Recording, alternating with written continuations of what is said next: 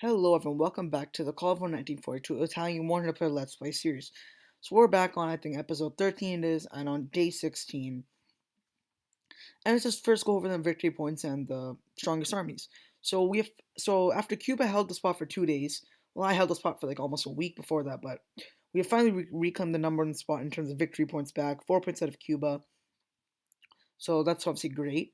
If you look at armies, we are right now sitting in sixth with Argentina, Peru, Algeria, coalition member in third, Caribbean, someone at war with at fourth, Xinjiang in fifth, or who we're also at war with. It's worrying, and we're down in sixth. Nothing about Xinjiang. I think I still have a stronger army than them because they have a lot of SP artillery. But the last time I remember, they had a lot of SP artillery. So I think that might have something to do. And I was kind of dumb. I didn't build a level 2 airbase here, so they kind of just killed the airbase, and these rockets and bombers went to convoy mode. So I think that also took my kind of army tally down because these turned into convoys instead of actual units. So yeah, that might have been. But we have very positive news. I remember. So as we showed you yesterday, Persia was dead. They had like 10 units and they rushed the last ones at me. This is like the last one left I can see. So I'm kind of pushing back in their territory now. This is a very strong stack I have right here, very all routed. No, okay, not that strong, but like kind of. Point is, we're after as I said, I'm trying to push into Persia. I killed the last few units. I don't know if Xinjiang is pushing, but they don't have any units in these kind of provinces. I'm pretty certain about that. So I'm gonna push in and try to capture some of these. Persia's dead. It's very sinking and keeping them alive. Now, Saudi Arabia, very good news. We got to reveal all of them, and well, let's just look at that. 9 units. Yeah. All right. I mean, I'm gonna say that's fine because there are two rockets here, which can't do anything on land, and it's considering these only things that are in this range are these like tanks, and these tanks are constantly gonna be moving. So I mean, no units to stop them. So these rockets will basically not ever be able to hit those tanks. So yeah, we basically killed all of Saudi Arabia. We got rid of the air force. We got rid of any units. There's this one anti-tank that we're gonna bomb. These two tanks that we're gonna fire, were light up with these 9 artillery divisions. So pretty much their whole army is dead. Wait, hold up. That's four, six. Wait, no one. Okay. Yeah, that's seven. Oh, they have two more units somewhere. Huh. Oh, all right. Anyways, that's weird. I don't know why, but don't they have two more units somewhere then? Hmm. Okay. Well, who knows? We'll have to look at that later. Point is, they're kind of dead, so I was just having these tanks try to take some of this territory in the morning and waiting for the reveal. Cause I would still think they had defenses here, but apparently they didn't. So when I saw that, when I got the spy report back, I just took these tanks and had them, and now I'm gonna have them run through, capture everything as soon as possible, and make sure he is not able to produce any more units. And if you look at the the thing, these units are gonna be TAC bombers, which yeah, you can bomb, but if he's not online during the time during this night, then it's kind of useless. And the moment I get into the cities, he's gonna be dead. So really good stuff. I was planning on sending a ton of units down to Saudi Arabia. After seeing this, there's no need to. So yeah, we have this unit trying to take Riyadh, Doha, Muscat. This one taking Mecca, Medina, and then Hodeidah, whatever. And then I have two more tanks coming in to try and take these more central provinces. Don't really have ICs, but are more resource based.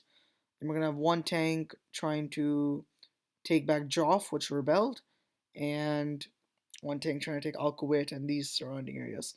So honestly, um, we should have started since there's no actual competition we should be facing unless he's active in bombs, which I doubt.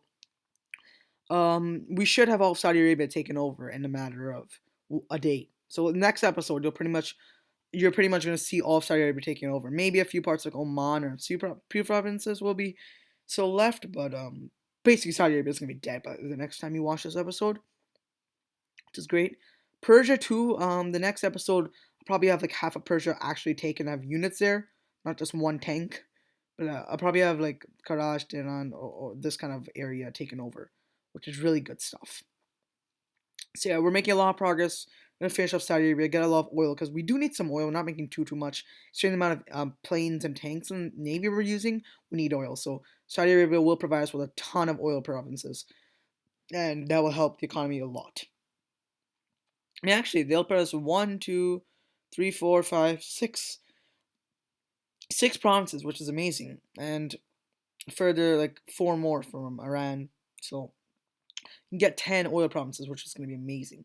So after Iran want to put Xinjiang, Ukraine still hasn't attacked Xinjiang. They've taken the Caucasus, but I think they're going to be attacking them next day for certain. At least I'm pretty sure they will. I hope they will. Yeah. But I'm going to get all of Persia and Saudi Arabia for sure to myself, which is very good because right now, if you guys will see, I'm at war with 7 people, and every country you're at war with is some -5 debuff on your morale, which is obviously terrible. Luckily, I don't think it goes over -25, but I still want to get as much of these wars done with, as much of these countries finished off as soon as possible, so my morale can go back up, and my economy, I think, can also go back up. And I'm calculating we're gonna get 6 functioning ICs after taking out all of Saudi Arabia, which is also gonna help out our industry and what do you call it, unit production producing capabilities a lot. Madagascar also, as I said, declared war on us. So after taking Saudi Arabia out, we're gonna have to send more of our navy over. I mean, I don't know if we will be able to send our navy. Point is, we might have to try a naval invasion of Madagascar, but that's still in the future. Right now, we need to get these guys taken over and these guys taken over, and then make sure we can push into Xinjiang without taking much damage. Yeah, we just gotta win the war, and we're gonna win the war, and we gotta kill these two, and yeah, then push into Xinjiang along with Ukraine and finish them off. Tibet, as you can see, have actually pushed. South China's gone inactive, but yeah, Tibet's actually pushed back into China, nationalist China, and Korea. So and South India too. So they're doing a pretty good job there. These guys, again in the 2v3. So good for them. I'm thinking if after me and Ukraine have finished killing Saudi, Persia, and Xinjiang, if these two aren't dead, we're just gonna like go run in and like invade these two and take most of the land, which will be even better. So yeah, we're gonna get a lot of stuff. Also, when I'm done taking invading these two, I'm also gonna move the capital to Istanbul, and I'll refer to it as Constantinople in all my videos. So bring back the Roman Empire, the Byzantines, I guess, or Eastern Roman Empire. Yeah, that'll be funny. That'll be a small fun thing, I guess. But yeah, we should have most. I mean, and it's also like because the morale here will be low, and the closer, obviously, a province is to the capital, the better the morale is. I think this is much more central than Rome, which is in the very west of my nation. So that's going to happen after I take these two over. So that's all I'm really going to talk about for me.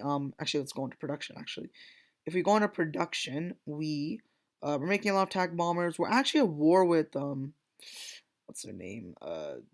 Cuba. We're trying to fight their navy right now because Cuba, as we saw, they're trying to land invasion on Spain. So we have to fight their navy. So we need to get some more navy producing.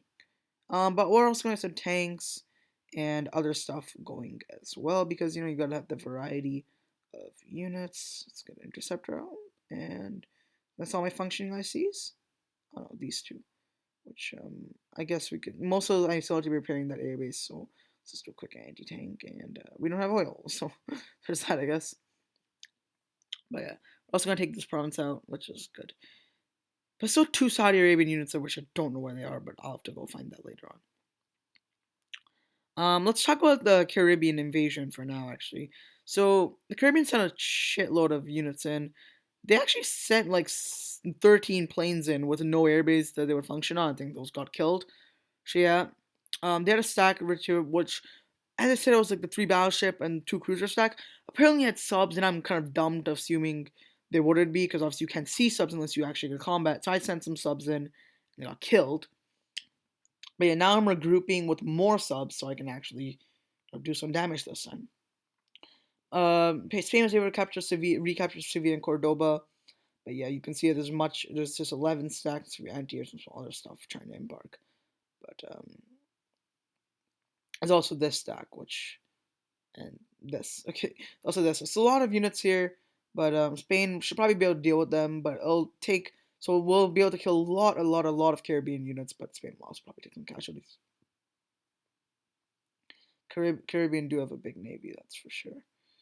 Quebec looks like they've actually. So Quebec also attacks Spain because Spain's trying to get Greenland, and Quebec got there first, and Quebec's trying to get to Iceland, and luckily Spain was able to intercept them with a submarine. But it looks like troops are able to land, but at least Spain has done a lot of damage. But it looks like Iceland will still fall. I guess Spain is trying to land in Yarmouth. You might find this really dumb considering he doesn't have anything to back it up, like naval. But if you look at Quebec, do they even have a single naval base? They have a naval base here. That's not even an IC. So they have no naval bases in their two naval coastal cities, meaning Quebec don't have a navy whatsoever. And they could have an air force, yes, but it doesn't look like there's any air force from the coast apart from the one here. So Spain might actually be able to get that into Yarmouth if there's no defenses there. This cruiser probably also got a sub, and if it's not a sub, patrolling over here. Yeah, Cuba is really a huge empire. Me and him being the biggest ones in the game right now. So yeah, we're both doing pretty well for ourselves. I think I'm gonna probably extend this lead at the top here because Cuba obviously, they're trying to attack Spain and they're gonna get kicked out for now. So not gonna gain any really points, but I am gonna take out Saudi Arabia because to be fair, I don't even have any victory points of Saudi Arabia now, but I'm gonna pretty much get all of the Saudi Arabia's victory points and a lot of Persia's too. So I'm gonna really take a lead in that VP race. Not that it matters too much, but it's just good to be there. It's a good thing. Back in Africa, you can see Gabon has fallen. Like their capital is about to fall. Everything's about to fall. Gabon is finally dead after like so long. On this more eastern front, you can see this stack of Spains might get killed by Madagascar. Madagascar has finally actually started sending a lot of their land army in to attack Libya and Spain. So yeah, that's a problem. But luckily, Libya has a massive air force, which is doing damage. But these guys are mad here, so is that. But yeah, Libya's massive air force really has been doing some damage to Madagascar and whatever invading armies. But it's still gonna be a long, long, long, long, long time till this African war ends. Because it's still gonna take out Congo, South Africa, Angola, and Madagascar. Yeah, like I think my war with the Middle East, obviously these two will die, and then me and Ukraine will double team Xinjiang, so they'll probably die too.